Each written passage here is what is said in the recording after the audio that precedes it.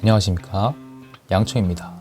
오늘은 제가 손에 들고 있는 아이폰 X을 21년에 사용하는 이유에 대해서 설명을 해보려고 합니다. 저는 아이폰 7 플러스를 사용하다가 아이폰 X으로 바꿨는데요. 교체한 지 한 달 정도 되었고 현재 만족하면서 사용 중입니다. 아이폰은 중고 가격이 방어가 잘 되는 편이라서 아직까지 좀 비싸죠? 그런 분들은 아이폰 X을 선택지로 고려해보는 것도 좋을 것 같습니다. 우선 장점을 몇 가지 알아보도록 하겠습니다. 첫 번째, 애플 AP의 성능입니다. 아이폰 X과 8 플러스에 들어간 A11 바이오닉 칩셋은 2017년 11월에 등장한 칩셋입니다. 그런데 말입니다. 2019년 3월 8일에 등장한 엑시노스 9820과 성능이 비슷한 특징이 있죠. 2년 차이가 나는 칩셋 성능이 비슷하다라뇨.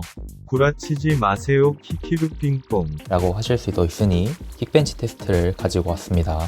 비교군은 아이폰 X, 갤럭시 S10e, 그리고 스냅드래곤 865 플러스가 탑재된 갤럭시 탭 S7 플러스입니다. 긱벤치 싱글 점수부터 보겠습니다. 먼저 아이폰 X 932점, 갤럭시 S10e 734점, 갤럭시 탭 S7 플러스 957점을 보이고 있습니다. 싱글코어 점수로만 보면 S7, X, S10e 이렇게 결과가 정리가 됩니다. 다음은 멀티코어 점수를 보겠습니다. X 2330점, S10e 2114점, S7 플러스 2897점을 보이고 있습니다. 멀티코어 점수로만 봐도 S7, X, S10e의 모습을 보이고 있습니다. 다만 벤치 점수와 실제 성능의 체감차는 다를 수 있으므로 엑시노스 9820과 비슷하거나 살짝 더 높다라고 보시면 되겠습니다. 이렇게 출시 기간의 차이가 있음에도 성능이 비슷하며 현재는 중고로 제품을 구입할 수밖에 없으므로 중고가를 찾아보았습니다.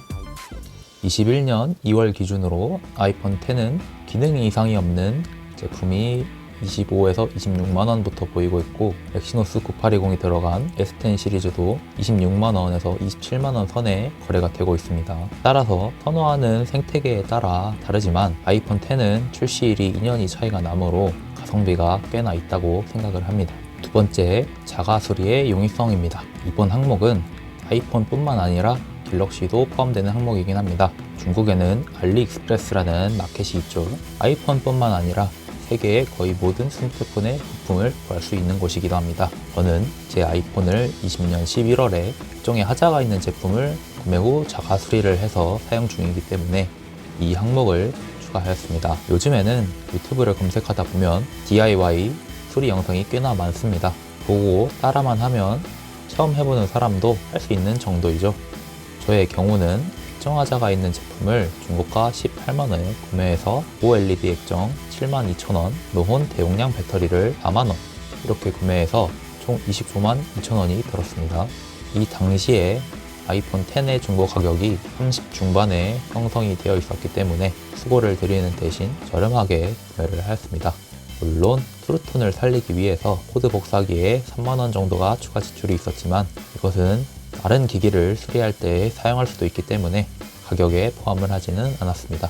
현재는 20만원 중반대까지 보이고 있으므로 지금은 그냥 멀쩡한 기기를 사셔도 괜찮습니다. 물론 리퍼 기간이 끝난 기기를 구입하실 때 자가 수리성을 참고하시면 좋지만 리퍼가 남아있다면 리퍼를 받는 것을 추천드립니다. 리퍼 기간 내에 이미 개봉 흔적이 발견되면 리퍼를 거부당한다고 알고 있기 때문에 이 점은 신중하게 고려하시는 게 좋습니다. 세 번째, 복지 기간이 아직 많이 남아 있습니다. 지금 애플의 최신 OS는 iOS 14.4입니다. 지금 당장 iOS 14가 올라간 마지막 휴대폰이 아이폰 6s와 SE 1세대인 것으로 감안하여 향후 iOS 업데이트를 최소 2번 정도는 더 받을 것이라고 예상이 됩니다. 그 말인즉슨 2년 정도 더 현역으로 사용이 가능하다는 것입니다. 이번 항목이 출시된 지 오래된 아이폰을 아직까지 사용하는 사람들이 꽤나 많이 보이는 이유이기도 합니다. 네 번째, 디자인의 유사성입니다. 아이폰 X에 들어서 저는 노치 디자인이 흔히 말하는 M자 탈모 디자인이 패밀리룩이 되었죠. 10부터 12까지 최신 기종이 전면이 다 비슷하게 생겼습니다. 이 말인즉슨 디자인으로 꼴리지 않는다라는 소리입니다. 또 디자인이 외부 디자인뿐만 아니라 OS 방식 변경에도 적용이 되었는데 OS 조작법에 노치가 생기면서 띄었죠. 페이스 아이디로 생체 인식이 변경이 되고 제스처 방식으로 홈 버튼이 사라졌습니다. 이런 변경으로 홈 버튼 아이폰보다는 조작이 더욱 간편해졌다고 생각하기 때문에 10 시리즈 이후 기종을 사용하는 것을 추천드립니다.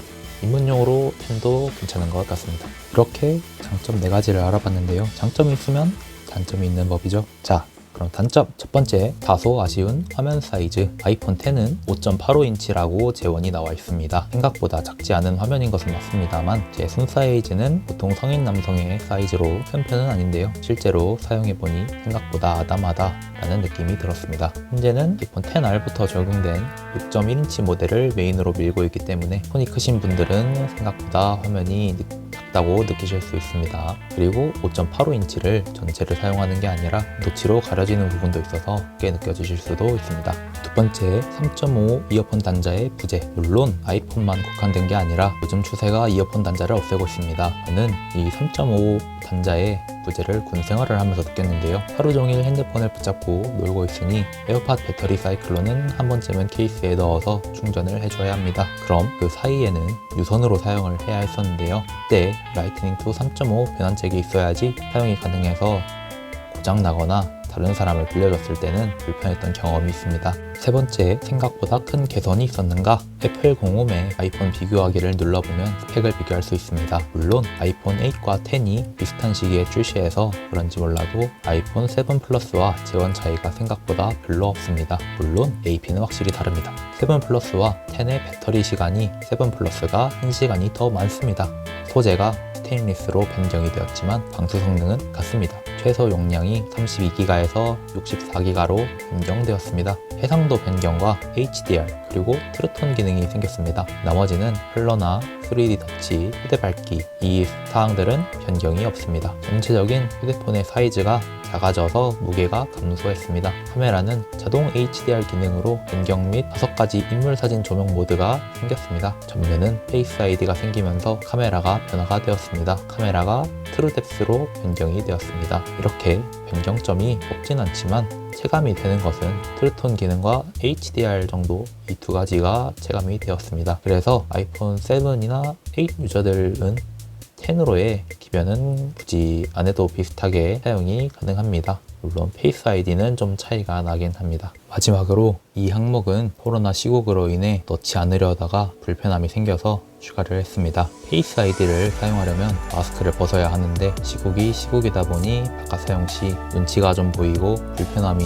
있는 그런 문제가 생겼습니다. 그래서 지금은 오히려 터치 아이디가 편하지 않을까 그런 생각을 하고 있습니다. 이렇게 21년도에 아이폰 10을 사용하는 이유에 대하여 몇 가지 이야기를 해보았습니다. 꼭 아이폰 10을 써야 하는 이유는 어디에도 없으며 본인의 예산에 따라 7이나 8 혹은 11, 그다음에 12 이렇게 다양하게 선택을 하시면 됩니다. 다만 생각보다 현 시점에서 가성비가 괜찮은 기기라고 생각을 합니다. 단점보다는 장점이 훨씬 많기 때문에 구매를 고려하시는 분들이라면 이 영상이 참고가 되었으면 좋겠습니다. 이상으로 영상을 마치겠습니다. 좋아요와 구독 눌러주시고 댓글도 남겨주시면 저에게 큰 힘이 됩니다. 다음 영상으로 찾아뵙겠습니다. 감사합니다.